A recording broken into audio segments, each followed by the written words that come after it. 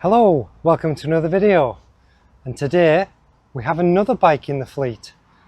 So this is my new Honda VTX 1800. So it's an 1800cc V-twin muscle sort of cruiser bike. This was Honda's answer to Harley Davidson. So we don't just do adventure bikes around here. We have this cruiser now, and we also have the 1970s GT125, and we do have the 1960s Lambretta coming up soon, along with the Honda CRM 250. So please give us a like and subscribe to the channel, and hopefully you enjoy all different types of bikes just as much as me. So this bike originally came from Florida and was imported into the UK by an American cruiser specialist. They sold it to a gentleman who unfortunately never got to ride it in the year that he owned it. It just sat there and did 0 miles for the full year.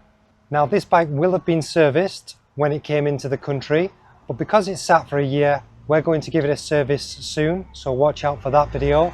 But today I'm just going to give you a quick talk and a run around the bike so you can see what it's all about.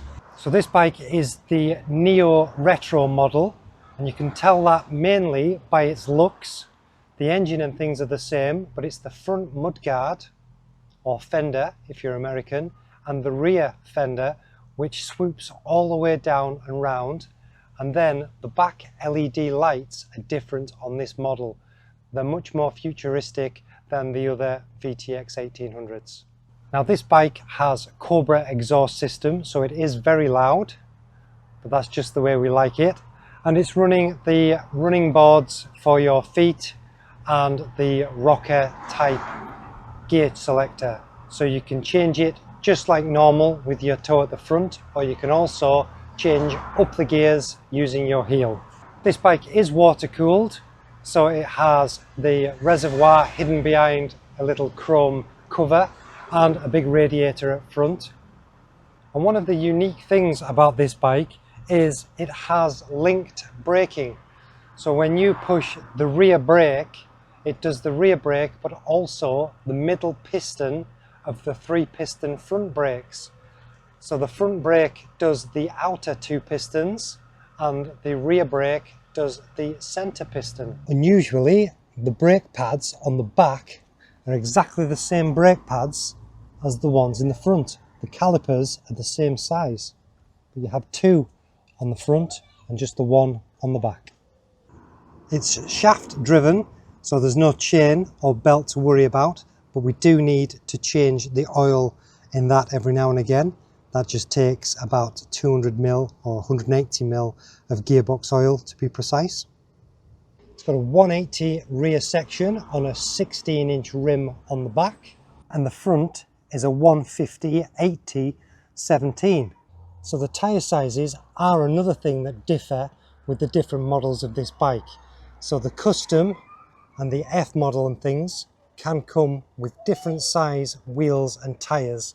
They're a more sporty version with lower profile tyres and bigger rims. This is more of the muscle bike cruiser style with the slightly chunkier tyres. There's no rev counter and no fancy electronics or fuel gauge, just your normal lights and a speedo. The bike has about 100 brake horsepower as standard and 120 foot-pounds of torque. When it came out, it was one of the biggest and most powerful V-twin engines ever in a production bike, and you can certainly feel it when you accelerate. Behind this cover is a K&N filter, which is nice. These bikes came with 3 levels of trim from the factory, a 1, 2 and a 3. Now I believe the 1 has a full grey engine, and the 2, like this one, has the black engine with the polished fins and also a brushed type aluminium wheel. And I think the level 3 comes with full mirror finished wheels and also mirror finish on other parts, but I'm not 100% sure. But I'm pretty sure that this is a Spec 2 bike. So the previous owner was called George, but unless I change this plate, we're just going to say the bike is now called George.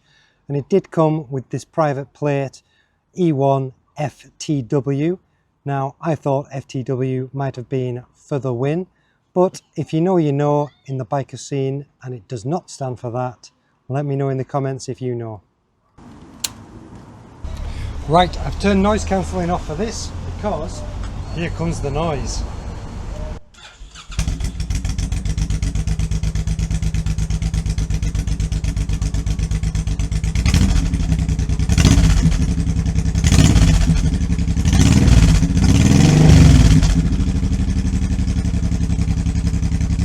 Now that's a tick over.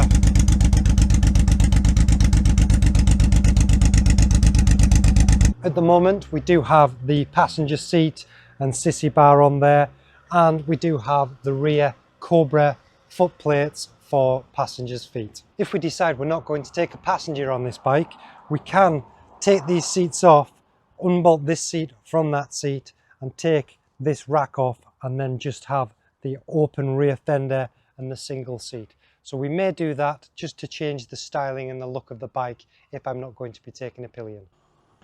Do let me know in the comments if you have any questions on the bike, and I'll do my best to find out more about it.